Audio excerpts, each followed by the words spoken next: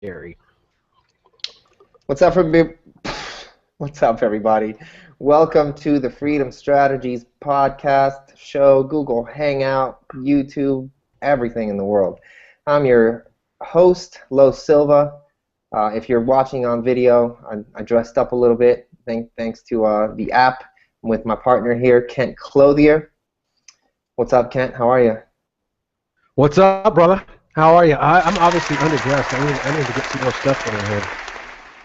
There you go. There you go. Oh, we got So the today, sound effects. Nice. yeah. Today we're talking about how to make information products sell. Cha-ching. That Well, was the number one, you don't go and put props like this on your information products. That would be rule number one. I'm yeah, not even that's sure I true. can take you seriously with those freaking glasses working right there, dude. Boom, switch it. So, Nice. Okay, let's do yeah. it. All right. Let's just do it all. So, Let's go. in, information products. How do we make it work, right?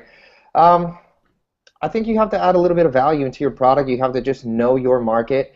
Just a quick way on how you would break down a course. I like to break them down into modules of 4.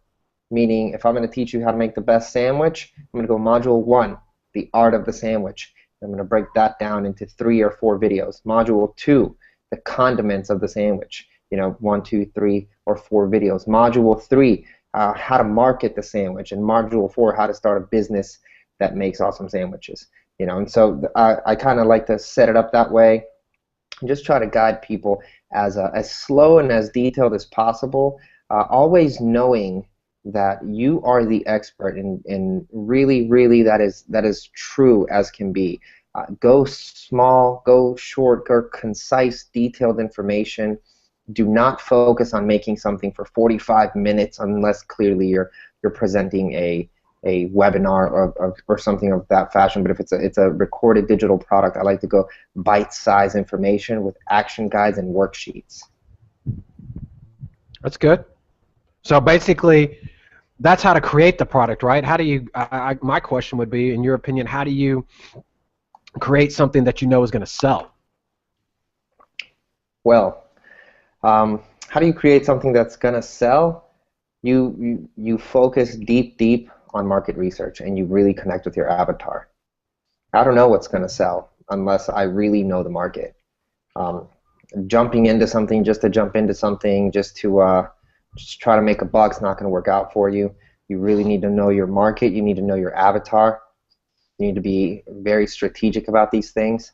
And if you can really break down true to the essence of who your avatar is, you can make a great course for that person. That's how you're going to have a successful course. If you go very general, I'm just going to make a course about how to make money, I don't care about that.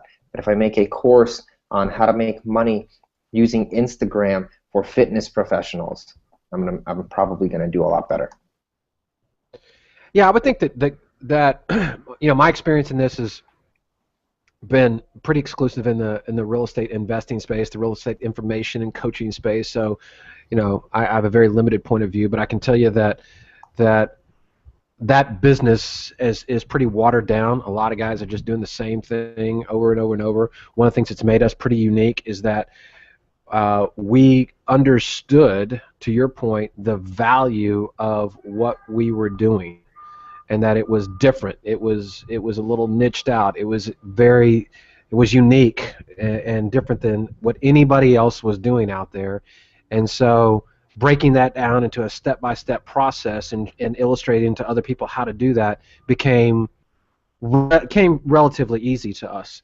I think if you're, to your point, dude, if you're not doing anything unique, or you're not trying to niche it out a little bit, and you're not trying to really be very strategic in the information you're sharing and who you're sharing it with, then you're probably wasting your time, and you're wasting everybody else's time as well. I would tell you to focus on a niche, find out, do your research, and understand, is what you're doing really unique? Are there a lot of people that really want that information, or are you kind of barking up the wrong tree? Definitely do your due diligence before you get out there and get involved. Creating the product and marketing it to an audience is actually the two, I would argue, the easiest things to do. Understanding and doing your research on the front end, is it something that the market actually wants, is where it gets a little tricky. Yeah, I totally agree with that. I think that really, really, really honing down into the person that you're speaking with is one of the most important things that you can do.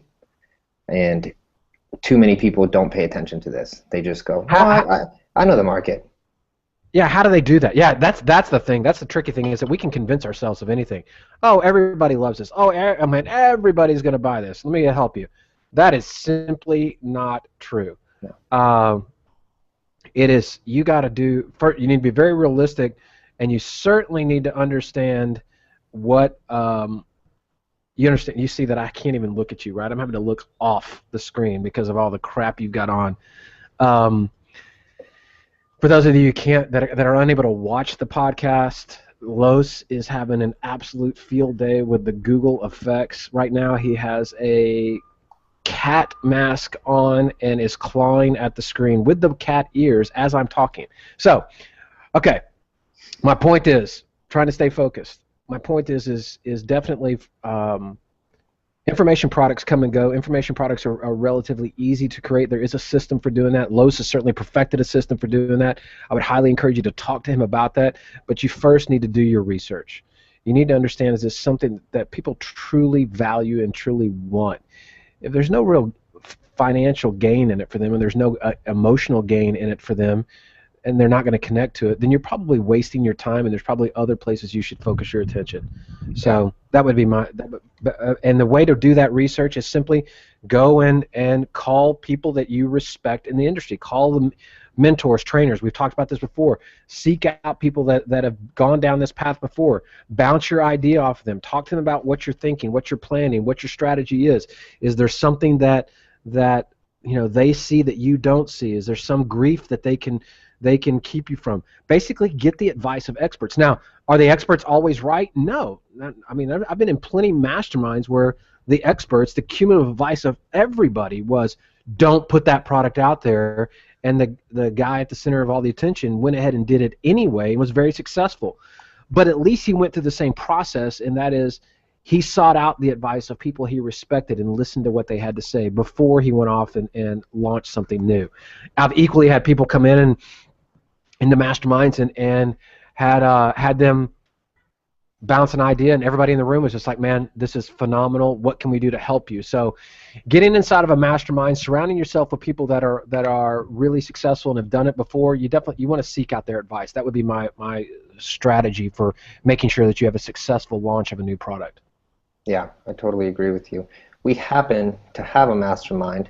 If you guys want to check that out and just kind of get a little bit of information on it, it's freedomstrategies.tv/boardroom. And also, if not, we certainly encourage you to focus on market validation and doing some tests by potentially running some Facebook ads is a good idea. Just run some Facebook ads to a landing page, see if your concept, your idea is something that people will take to quickly. If you can validate through that, then you certainly have a little bit more knowledge, and then just kind of going a little bit more granular with that in research, market research as well. If you can get to know your avatar, then you can really understand how to serve them significantly better, and that's what that course should be about. Hey, one thing, let me leave them with this also, Los, because you just touched on it. People get caught up in how to do market research. There's a lot of places, whether they're forums, Facebook groups, Facebook pages, whatever the case may be, where you can, go set up a simple survey monkey page, right, and drive traffic back to it and basically say, hey, I'm getting ready to put a course together on X, Y, or Z. I'd like your input. Can you answer 3 questions for me, and drive them back? And that's a real easy way to gauge interest. If they won't even go fill out a survey and kind of tell you what the 3 topics are they're most interested in learning about under your subject matter, then you don't have a subject that anybody cares about. And so go to community boards, community websites, and survey them and try to get some information through some market research about, as you just said, validation of what you're trying to do even worthy. Yeah. With that, guys, for myself and Kent Clothier, we will kind of leave this freedom strategy If you guys want to hear more about us, if you guys want to connect with us, freedomstrategies.tv is where you can find out a little bit more about us, our ventures, our projects, everything else. Please leave us a review on iTunes if you're listening to us on iTunes. Happy to serve you guys, and if you guys have questions, comments, concerns, and you guys want us to talk about a few comments, connect with us on Facebook. Kent Clothier, Lo Silva. We'll see you guys on the next one. Bye. Thanks, guys.